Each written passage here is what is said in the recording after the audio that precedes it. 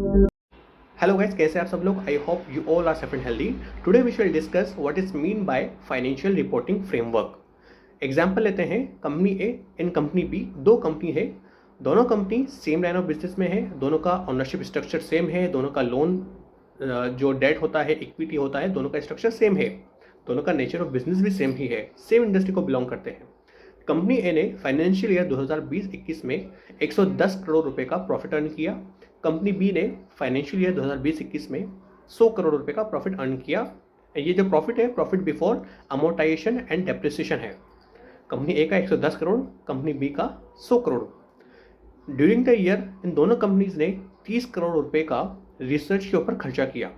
Company ए ने क्या किया, जो 30 करोड़ रुपए इसका जो एक्सपेंडिचर है उसे उसी साल राइट ऑफ कर दिया प्रॉफिट एंड लॉस अकाउंट से। तो उसको राइट ऑफ करने के बाद इस कंपनी ए का प्रॉफिट कितना बचा, 110 minus 30, 80 crore rupees. Company B ने क्या किया, जो रिसर्च का खर्चा था 100 रुपए का, उसे राइट ऑफ नहीं किया, उसे कैपिटलाइज कर दिया। तो कंपनी बी का प्रॉफिट कितना रहा, 100 करोड़ रुपए। ठीक, कंपनी ए का प्रॉफिट 80 करोड़ रह गया नेट, कंपनी बी का 100 करोड़ रुपए। अब ये दोनों कंपनी फॉर एग्जांपल किसी बैंक से लोन लेने गई।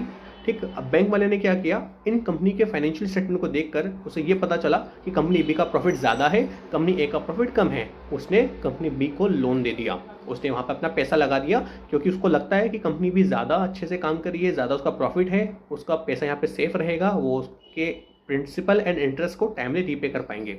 लेकिन दोस्तों हमें पता है कि यहाँ पे क्या हुआ है, अकाउंटिंग ट्रांजेक्शन को सही तरीके से रिपोर्ट नहीं किया गया किसी एक जने ने। ठीक, तो यहाँ पे इंडिया में अगर देखा जाए ऐसी लाखों कंपनीज होंगी, लाखों एंटिटीज़ होंगी जो फाइनेंशियल स्टेटमेंट प्रिपेयर कर रही होंगी और उसमें कई लोग पैसा लगा रहे होंगे, लोन दे रहे होंगे।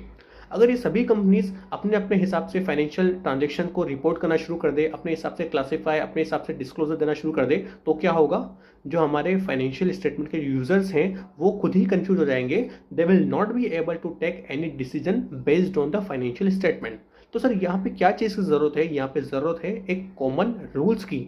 एक ऐसे रूल्स वगैरह सेट बना दो जिससे सभी कंपनीज फॉलो करें, और ऐसे रूल्स को, ऐसे फ्रेमवर्क को या ऐसे फॉर्मेट को बना दो जो ये सभी कंपनी फॉलो करके अपने फाइनेंशियल स्टेटमेंट बनाएं। इससे क्या होगा कि जो भी यूजर्स होंगे फाइनेंशियल स्टेटमेंट के, वो अपने डिसीजन को सही ले पाएंगे। At least they will be able to compare the financial statements of different companies. तो ऐसे फ्रेमवर्क को, जिसे एंटिटीज अपने फाइनेंशियल स्टेटमेंट को प्रिपेयर करने के लिए यूज करती है, इस फ्रेमवर्क को हम बोलते हैं फाइनेंशियल रिपोर्टिंग फ्रेमवर्क। जो कंपनीज लिस्टेड हैं या जिनका नेटवर्थ स्पेसिफाइड लिमिट से ज़्यादा है, उन्हें इंडेज के हिसाब से अपने फाइनेंशियल स्टेटमेंट प्रिपेयर करना पड़ता है। तो उनके लिए फाइनेंशियल रिपोर्टिंग फ्रेमवर्क क्या हो गया, इंडियन अकाउंटिंग स्टैंडर्ड, जिसे हम इंडेज बोलते हैं। जो अनलिस्टेड कंपनीज हैं और जिनका नेटवर्थ जो लिमिट से कम है, उन्हें अकाउंटिंग स्टैंडर्ड के हिसाब से अपने फाइनेंशियल स्टेटमेंट प्रिपेयर करना पड़ता है। उनके लिए क्या हो गया एफआरएफ, उनके लिए एफआरएफ हो गया अकाउंटिंग स्टैंडर्ड। जो बैंक्स है, उन्हें बैंकिंग रेगुलेशन एक्ट के हिसाब से अपने फाइनेंशियल स्टेटमेंट प्रिपेयर करना पड़ता है। बैंकिंग रेगुलेशन एक्ट में एक फॉर्मेट दिया गया है जिसे फॉलो करके बैंक्स को अपने financial statement, revenue account and balance sheet prepare करना पड़ता है। तो उनके लिए वो बैंकिंग रेगुलेशन एक्ट का जो फॉर्मेट है वो उनके लिए एफआरएफ हो गया। जो इंश्योरेंस कंपनीज हैं, उन्हें आईआरडीए के हिसाब से अपनी फाइनेंशियल स्टेटमेंट प्रिपेयर करना पड़ता है, तो उनके लिए वो फ्रेमवर्क हो गया। तो ये जो अलग अलग फ्रेमवर्क बनाए गए हैं अलग अलग कंपनीज के, इन्हें हम बोलते हैं फाइनेंशियल रिपोर्टिंग फ्रेमवर्क, जिसे फॉलो करके ये एंटिटीज अपनी फाइनेंशियल स्टेटमेंट को प्रिपेयर करेगी। तो in nutshell, it is a framework that is used in preparation and presentation of financial statement. It is known as financial reporting framework.